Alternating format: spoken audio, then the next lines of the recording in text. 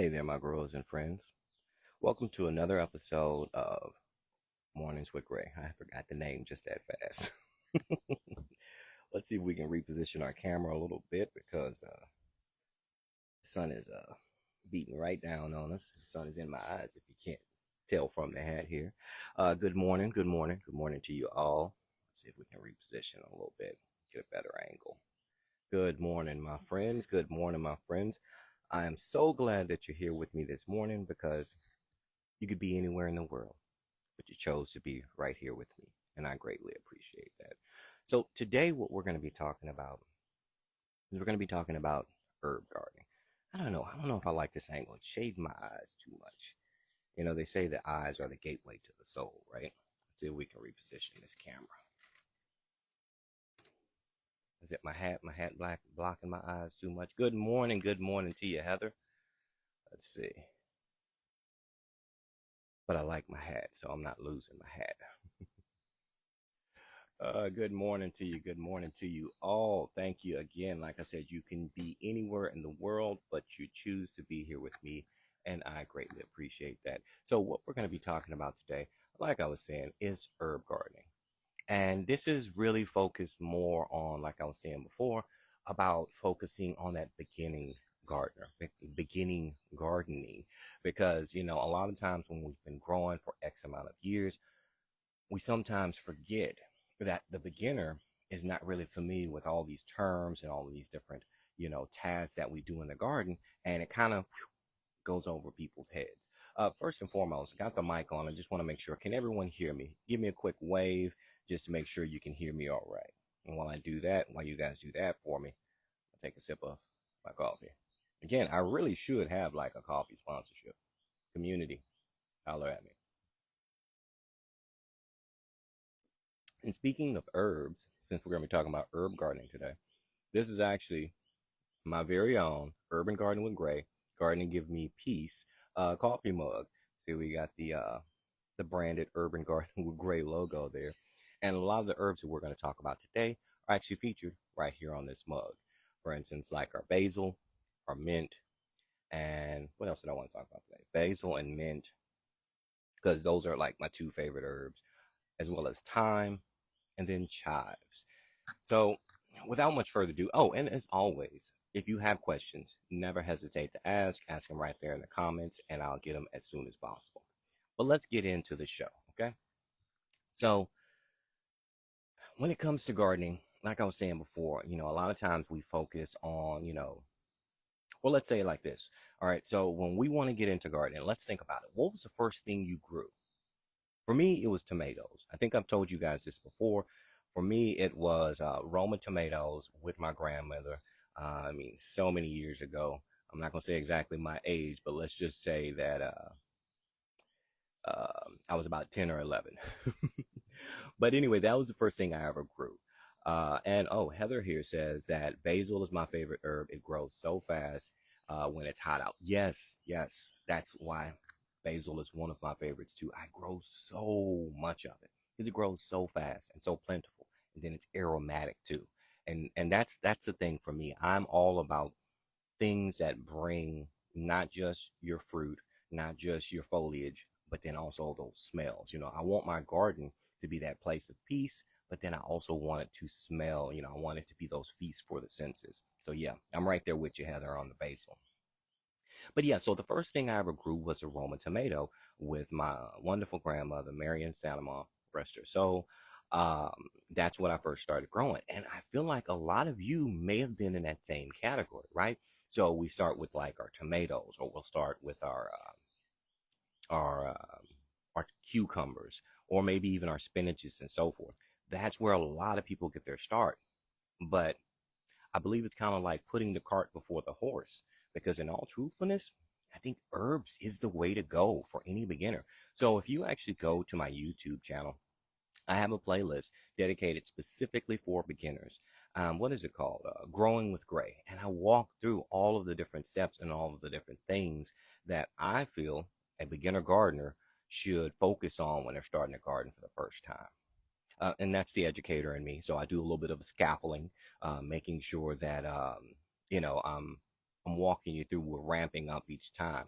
So if you know a beginner gardener, because I'm assuming a lot of you guys are kind of pros now, but if you know a beginner gardener and they're looking for steps, definitely tell them about that playlist because I believe it can set them on the right path.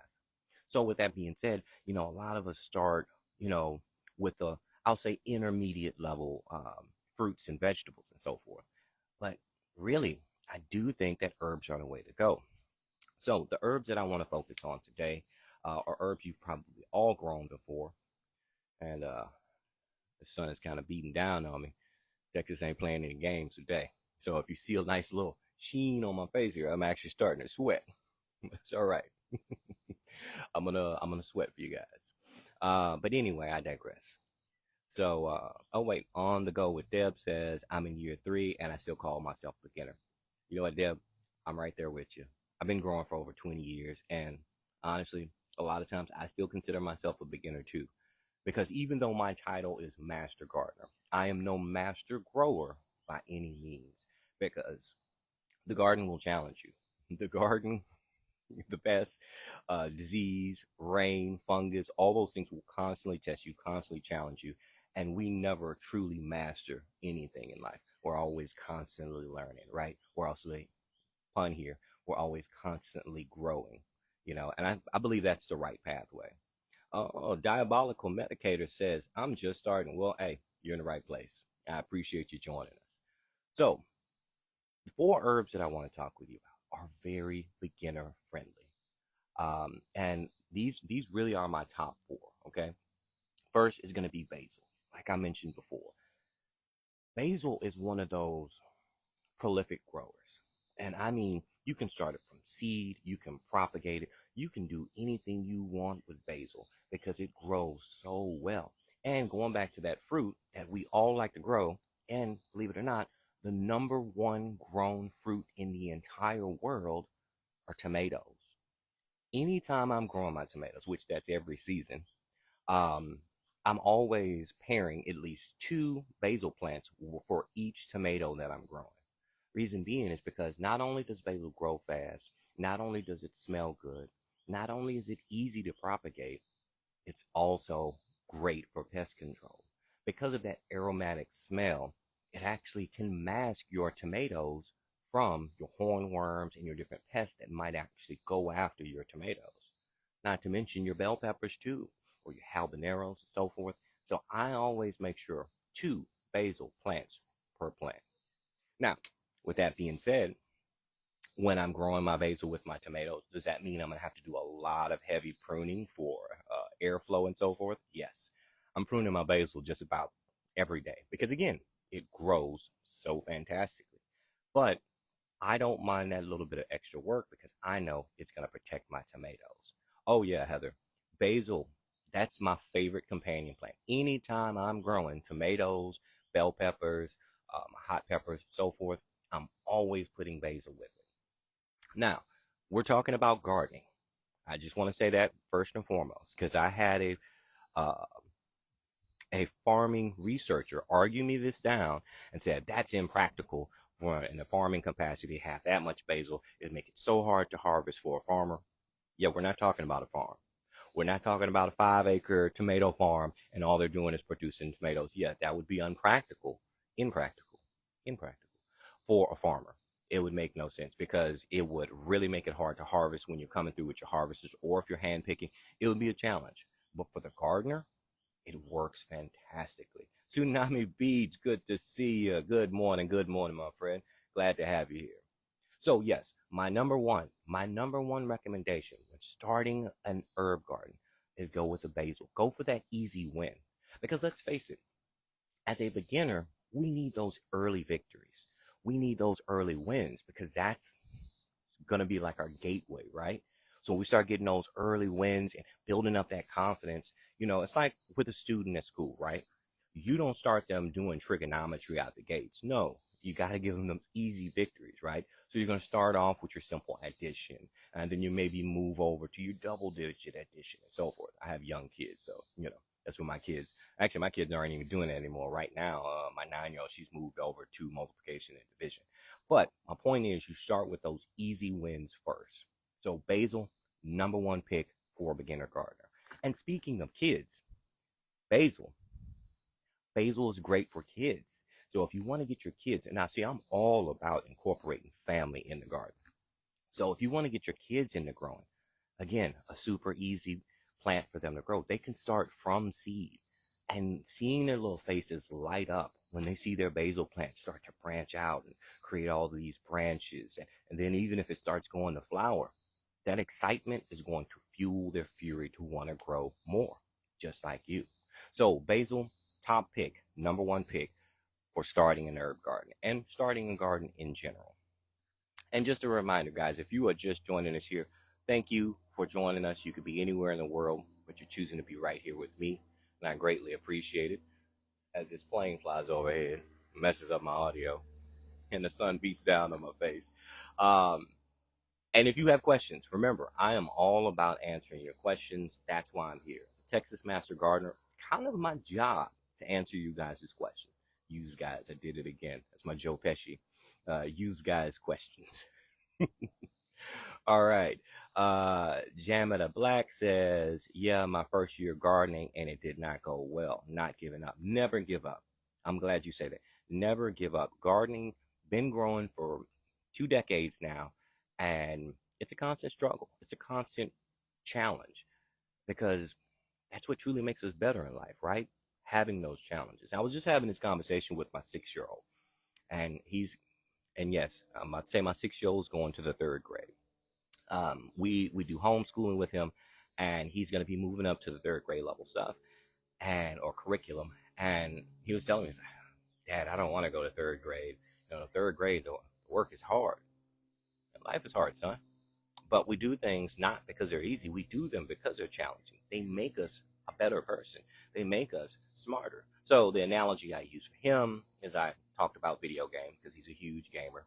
And I was like, look, like the little video game that you play, your character started off at level 1, but look at your character now, you're level 20 because you kept grinding.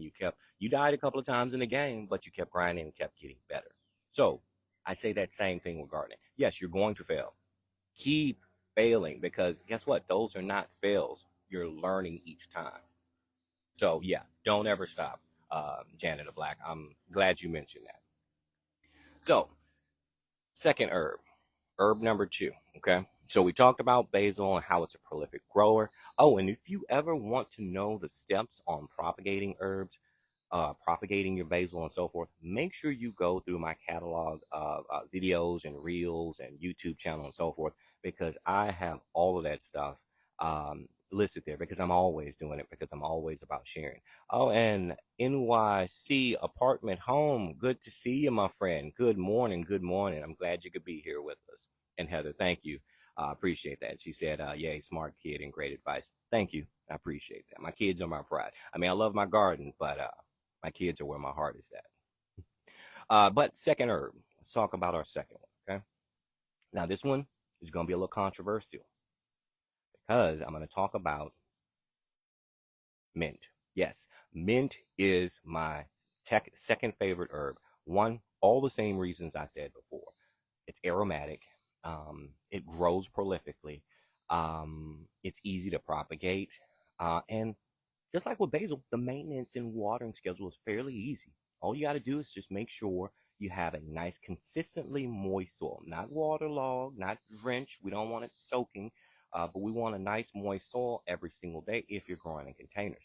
And that's going to be my controversial point.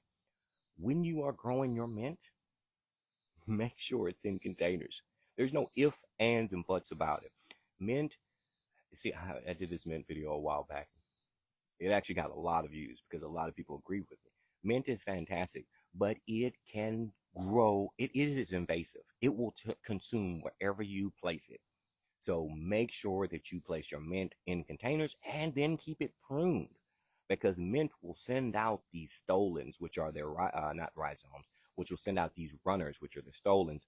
And guess what? Every runner it sends out, if it connects with soil, it's rooting right where it is. So make sure you keep it pruned, and make sure you keep it contained because mint truly will take over. Whew, and it is getting hot out here, y'all. That sun is like, hey, how you doing today? Let's get us a good quick fan there. I don't know if I need to drink this coffee anymore. Yes, mint creeps. Oh, why is my screen so dark? Let's see. Let's reposition here. There we go. Oh yeah, you said you learned that this year, right? Yes, Janet Black. Um, yeah, mint is it's a really, really invasive plant, but I love it. And just like with basil, mint, there's so many different varieties out there. There's so many different cultivars. That's what I love. And this is a little bit of, for my beginner gardeners, just a little bit of terminology for you. Cultivars are essentially vocabulary for you. Cultivars are plants that scientists, geneticists, so forth have essentially cultivated, or horticulturists have cultivated to make a specific desired trait. We're not talking about genetic modification. We're actually just talking about crossbreeding and so forth, using that Punnett square to make the desired variety or the cultivar that we want. When we're talking about varieties, we're talking about something that has naturally selected different characteristics based on its environment, right? So, one of my favorite cultivars, and this is truly a cultivar, is chocolate mint. Chocolate mint is, I don't know if it's my favorite. It smells amazing. It's great to cook with. It's great to bake with. It's great for teas and so forth. But it's up there because there's another one that I discovered this year, and that was berries and cream mint. And berries and cream mint, oh my goodness, it is just so aromatic, so sweet smelling. My good friend and brother, the chocolate botanist, he just got his hands on some berries and cream mint, and he loves it too. All right, now we got some questions here.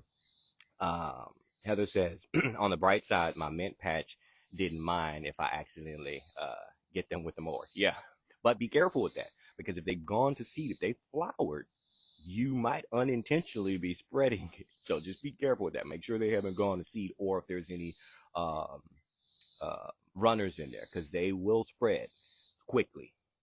All right. Oh, let's see. Sorry, still having trouble with the seeing the screen here. NYC apartment home says, I know that this was probably wrong, but I put basil, oregano, parsley together in a raised bed. I see a lot of people doing this on IG, and the comments are people are going to say that it's not to put certain herbs together. Well, and the reason behind that is because your oregano, believe it or not, is actually in that mint family too. It's actually technically considered a mint. It's just not as aggressive of a grower, but it's an intermediate level grower as well with your oregano. So it will have some of those characteristics. Um, you know what? Matter of fact, let's go down to the garden real quick. Let's go on a walkabout, okay? I'm not Australian, but I just wanted to say that. My wife teases me. She was like, I didn't realize I married Crocodile Dundee. You know, just a little bit Crocodile Dundee.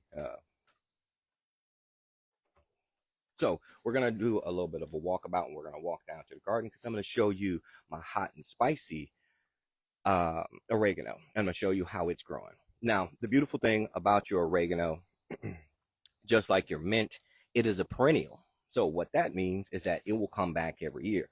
Unlike your basil. Your basil is an annual. It will die as best we can.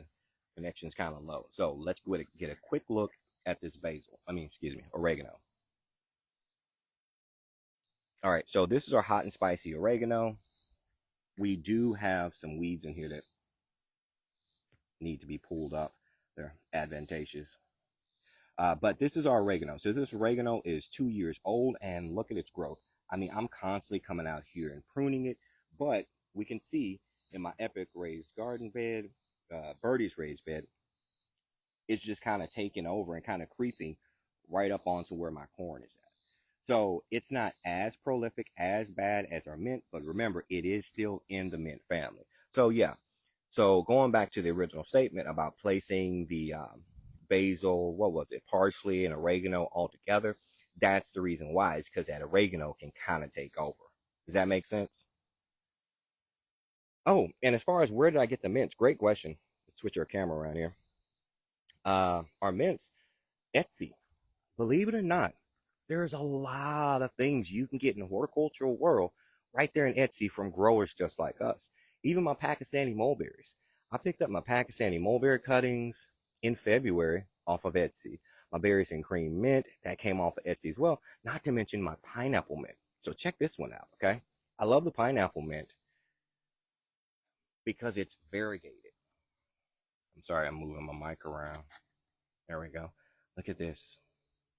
I love that variegation because I also love ornamental plants as well. But look at that. And the smell, I mean, that's why I said it's hard to say that chocolate mint is my favorite because when you got the berries and cream mint and you got the pineapple mint, it has that nice. All right, sorry. Signal's getting kind of weak out here, so we got to go back up to the deck. But yeah, so pineapple mint is another one. And those were all found on Etsy. And the wonderful thing about it is they're not priced ridiculously high. So usually you can find cuttings or you can find full grown plants just by checking growers right there on Etsy. So give that a shot. All right, let's go back up to the deck. All right. Not Crocodile Dundee. Yeah. All right, we got to go back up to the deck we were losing a lot of our signal. All right, give us just a moment to set the camera back up. Yes, variegated pineapple mint. And that's going to bring us to our next herb. All right, let's see. There we go. I still can't see. Just up here on the deck because the sun is right in my eyes. There we go. All right, so our next herb that I want to talk about.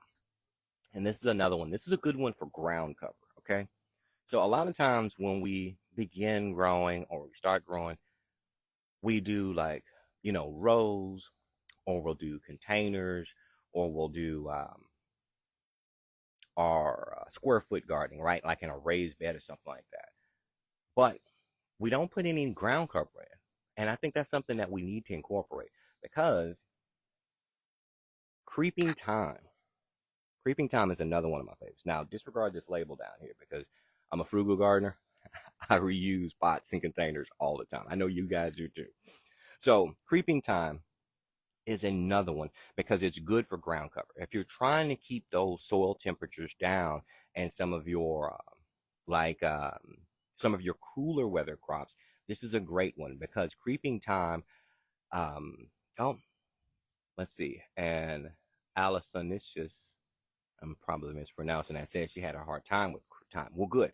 I'm gonna tell. Not good that you had a hard time with it, but good that you're here with me today because I'm gonna tell you how to maintain your time. Time is another one of those that's really easy to maintain once you get the hang of it. Okay. Plus, it smells great. Like for instance, this mother creeping time has a nice earthy aroma, so it's good for soups, good for seasoning. For those of you who like to eat meat and so forth, it adds a nice earthy taste to things. But this isn't even my favorite time. My favorite time, going back to our variegated, is going to be our variegated lemon creeping time. And now we need to move the camera again. Today I'm just very mobile with you guys. All right, let's see. I'm gonna leave us on a tripod. We're gonna swing around, and we're gonna move that camera so that I can see. There we go. Now disregard my tomatoes that aren't doing so well right here. We got a little bit of fungal issues we need to address, but right below it, this is my variegated creeping time, variegated lemon creeping time. And I love this time because one, it looks fantastic. It creeps all over the place. But when you're running your fingers through it right here, it smells just like lemon. I mean, we're talking about it smells like almost like a bottle of pine sol, you know? And we're moving again. There we go. Almost like a bottle of pine salt. I mean, it's so aromatic. It's so strong. I love it. And with that being said, that lemony citrusy smell is great for pest control. Now, when it comes to taking care of your time, it doesn't like to be baby. Okay. So it's one of those that almost set it and forget it kind of because it's a drought tolerant plant. So if you're taking care of your time like you're taking care of your mint and your basil, that might be part of the problem. Um, Time on pizza? Ooh, Heather, that's a great idea. Time on pizza. I like that. That's a great idea. I always love my vegetable pizzas. Those are my favorite. Uh, let's see. Okay, Giovanni Lucia says your tomatoes looks herbicides residue in the potting mix. No, I don't. I don't use any herbicides or anything like that. And I blended up that potting mix for myself there. Um, it's just I get a lot of spiders and stuff that come through here, and I think I have some spider mites on it. So I'm going to go through and do like a heavy prune and move that tomato to an isolated space so we're not spreading any of those spider mites around to anything. But great comment, thank you, I appreciate that. But going back to our lemon creeping time, or our time in general, don't water it as much. It likes to be it's drought tolerant. So I'm gonna put it in the category like we're talking about our what's my other favorite, rosemary, or like our lavenders. It's one of those where you just kind of set it and forget it, leave it alone. Now out here in Dallas, as you can see from all the sweat that I have on my face, it gets a little warm out here. So even though it's drought tolerant, um, it does need to be watered, but just not as much. Okay. So as you can see that creeping time that I had over there, I had in one of my large terracotta pots because that's an older pot. I had something in there. And I took it out and I just put my time in there. That way we can get that proper drainage that we're looking for. So it's not just sitting there in, you know, overly moist soil. Does that make sense? So when you try, yeah, water sparingly. So when you try your time again, which I highly recommend, don't give up on it. Just remember, don't water it as much. So great comments, guys. There, I appreciate all of your comments. But yeah, water sparingly when it comes to your time. So that's three we've talked about. We've talked about our basil, our prolific grower. We've talked about mint and its ability to spread. Then we talked about thyme and how low maintenance it truly is. Now the fourth. Now trust me, there's way more herbs that I love too, but I'm only talking about four today because I try to keep this, you know, growing with gray only to like a 30-minute block. But oh, okay. Giovanni Luca says that commercial potting mixes can come with herbicide residue in them. Yes, and that's a very good point. And I appreciate you for saying that because a lot of your store bought big brands will have herbicides in them. But the soil that I use comes specifically from, now I'm going to let you know, they are a sponsor of mine, but comes from Living Earth. And Living Earth is a local Texas made soil made right here in my own backyard. They're also made in Tennessee as well. And there's no herbicides, pesticides, anything like that in their soil. And it's made right here from this native soil that we have here in Texas. So I'll use them as my base and then I'll amend appropriately depending on what kind of texture consistency that I'm looking for in my soil. You know, I might add in my sand or I might add in my perlite or vermiculite, just depending on what type of plant I'm growing. But very good point. A lot of your big box stores and a lot of your garden centers, if you have your bag soils, it could come with those things in it. But that's why I truly, this is my preference, prefer mixing up my own soil. Plus, I've realized that with a lot of the commercial soils, there's way too much moisture, you know, way too much wood in them. Now, having wood as a means to be able to wood mulch, having a means to be able to absorb moisture and so forth is good sometimes, but I feel like they are just way too dense and they're retaining way too much moisture. So when it comes to my soil mix, yeah, way too much mulch. Thank you, BJ Rito. Um, so I always, you know, I always gonna amend mine appropriately, and I'm gonna stick with my living earth because they're good to me. I've been using them for years. I honestly feel like their compost is one of the best on the market, and then it's cheap too. I mean, we're talking about a 2 cubic foot bag is about $5. You can't beat that at all. So I love their stuff. So many people agree with me. Oh my God, yes, so much wood in bag soil. Yes, I don't want to be a conspiracy guy, but I feel like it's like Soilgate here. You know, so many, so much wood. It's kind of being added almost as a filler. And when it comes to your soil, you need to have that mineral content.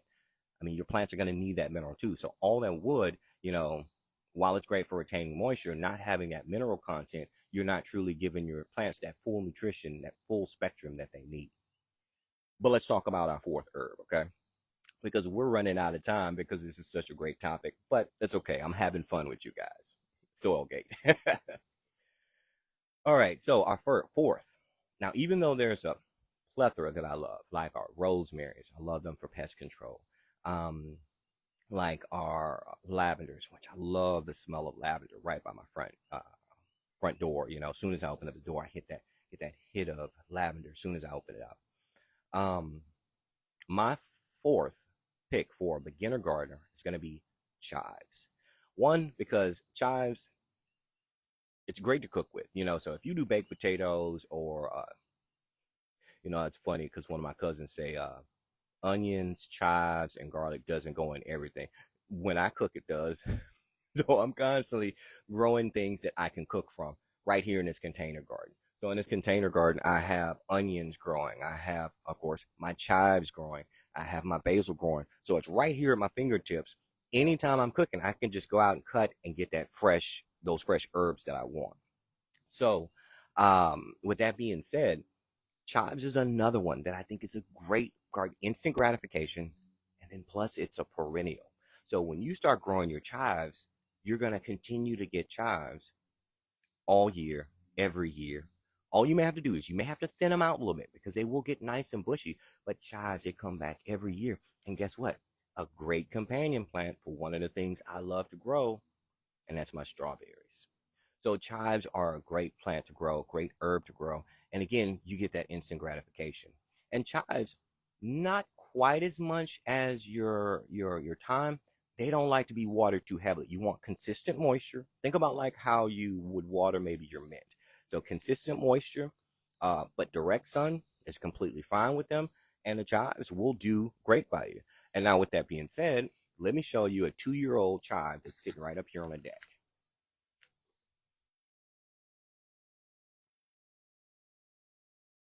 And that's one of our chives right here. Now it's being blocked a little bit by my Pakistani mulberries that are just growing ridiculously right now. But yes, I love my chives. Now this chive is actually down with one of my strawberry patches, but I relocated it because I separated it because as you can see, it does like to bunch up here.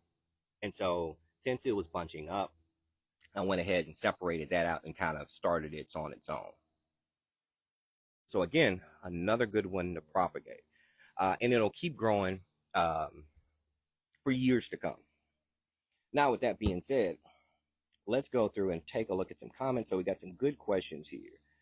I can't go all the way up because we got a lot of good comments. NYC Apartment Home says, love lavender. I must touch it, then smell my hands when I see it. That's how I am with the lemon creep in time. It's like I just got to touch, right? Uh, Giovanni Luca says, yeah, good coarse sand and leaf mold is great in mixing and potting mixes. Yes, yes, I wholeheartedly agree. BJ Rito says, yes, easy to grow and great companion plant. Yes, when talking about our chives, yes, I totally agree. Heather says, my chives come back every year. So nice to have it, and it's handy. Always handy. See, I feel like gardening and cooking, because I'm no chef, but I can cook, you know. Uh, I believe they go hand in hand. So if you like to have good, flavorful food, growing your own herb garden is it's almost like it's just the best. I don't have to go out to a grocery store. Funny, I got to tell you about my 6-year-old again. This was my son. How long ago was this? Maybe 3 years ago. So he was 3, and he has his own little harvest basket. And it's funny because he had his cowboy boots on, and he had his harvest basket. And my wife asked him, she said, Gregory, where are you about to go? And he was like, oh, I'm going out to the grocery store garden. And that's what he used to call it. Now he's 6, so he doesn't call it that anymore. He just calls it the garden. But yeah, he calls it the grocery store garden back when he was 3. And I just thought that was the cutest thing because that's how it is. Now, granted, I'm a gardener. I would love to be able to grow enough food so that I never have a grocery bill, right? But let's face it, there are some things that I just can't grow because of the seasons and when things come due. So yeah, I still grow to the grocery store. Don't be confused. Growing a garden will not eliminate the grocery store for you, but it will give you access to things that are fresh. And if you're using organic methods of being able to bring things that may not have those pesticides, herbicides, and so forth. So if you want to go that organic route, you can definitely easily do it. But Book Babe says I'm growing that kid right. Thank you, thank you, thank you. You know, when it comes to gardening, well, no, I won't say when it comes to parenting, I feel like There's no specific book to tell you if you're doing it right, but the way I interact with my children, my son and my daughter, I feel like I'm getting a gold star for it because my kids let me know every day if I'm, I'm doing it right or wrong. But guys, it has been amazing speaking with you today. Great questions, great engagement, great feedback. I'm going to definitely repost this. So if I didn't get to your question today, okay, so I'm going to post this on Instagram and TikTok and so forth. Not TikTok. Yeah, TikTok too. YouTube. If I didn't get to your question today, make sure you put your question in the comments so I can get it next week. Or here's a better one. Ask that same question, post that question in the comments, and then join myself, Andre the Farmer, and the Chocolate Botanist on Monday evenings. And that is at, when we do that? 8 p.m. Eastern, 7 p.m. Central, when we do our the Dirt on Gardening podcast, because we can definitely get those questions there. Or just ask me directly. Send me a DM. I don't mind, because I am here to help. I want you to become that better gardener you deserve to be. Or guess what? If you don't have any questions about gardening, I get this one a lot. Where'd you get your hat from? How long you been growing your dreadlocks? I'm an open book. You can ask me questions. I'm not unapproachable. Um, I build my brand on being able to communicate and speak with you guys. Yes. One more question before we go. BJ Rido says, are you a master gardener? Yes. I am a Texas master gardener out of Ellis County, and I am a master gardener.